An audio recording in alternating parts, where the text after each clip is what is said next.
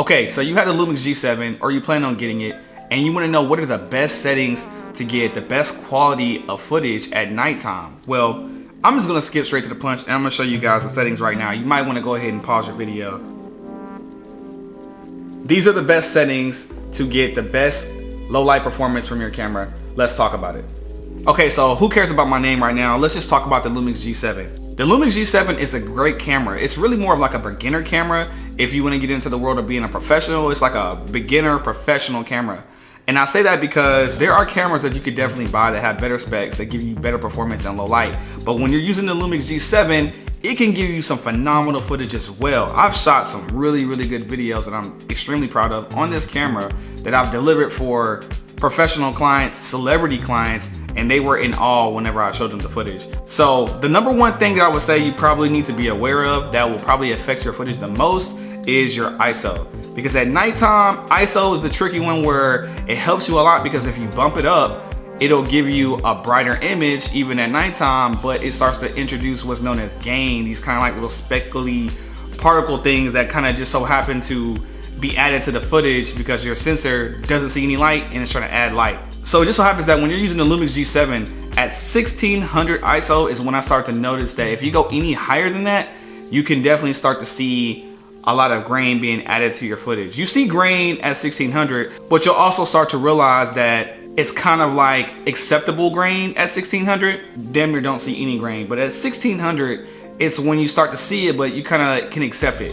3200 or any higher than that, it's almost like completely unusable footage. But if you have to, shoot higher than 1600. Now I'm shooting my camera at 1080, 60 frames per second. You can actually shoot at a lower frame rate and be able to have a slower shutter speed. But let's be real, if you want to get like that creamy slow motion type of footage, you're gonna have to shoot at 1080, 60 frame rates per second.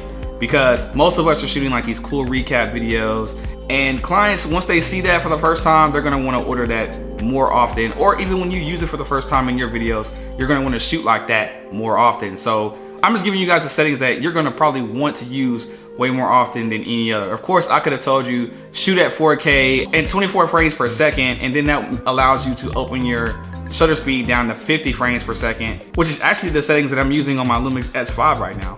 So you get that example of how that would look. But for the sense of getting low light performance out of your Lumix G7, you wanna have your ISO no higher than 1600, your shutter speed at about 1/60th of a second because that's the lowest you can go. And then your aperture needs to be as wide as possible. With the kit lens, you can only do about 3.5.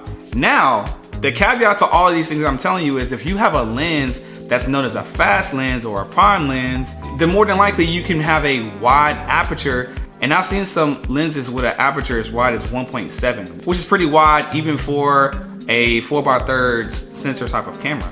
Now, personally, me over time, I have bought a few lenses for this camera. I have the 20mm lens, I've made a few videos about that. I have the 25mm lens, I've made a video about that as well. Now, both of those lenses are fixed lenses. You get a wide aperture, which means you can let in more light to your sensor in your camera, and that can help you add like 1 or 2 more stops of light, which makes it a lot easier to just be able to stay at 1600 ISO in most settings, in most scenarios. And you also get a blurry background, which altogether is dope. And that's pretty much what you want to do. I mean, I'm gonna be honest with you, shooting with a Lumix G7 at night in low light situations, usually you want to cheat the system by having some type of light source. Like I would usually have a light on my camera that I can actually connect to my hot shoe mount, or I might have, or if I'm taking photos, I'll have a speed light that I put on top of my camera as well.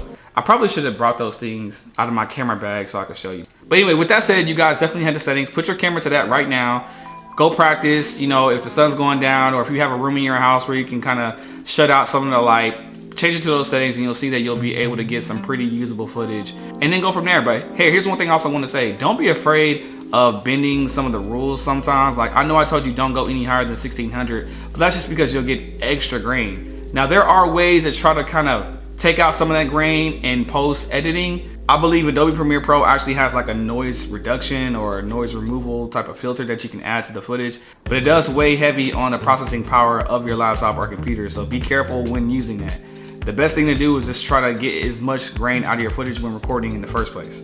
but I made this video specifically to answer a question for someone who left it as a comment in one of my last videos, and I appreciate you for leaving a comment because it helps me answer and make more footage about the type of things that you guys want to know about. So if there's any other questions that you guys want to know about this camera, leave it in the comment below. I'll give you a shout out and I'll try, and if it's a good comment, I'll definitely try to make a video about it. But until then, I'll see you guys in the next video. If you learned something in this video, please like it, and I'll see you guys in the next video. Peace.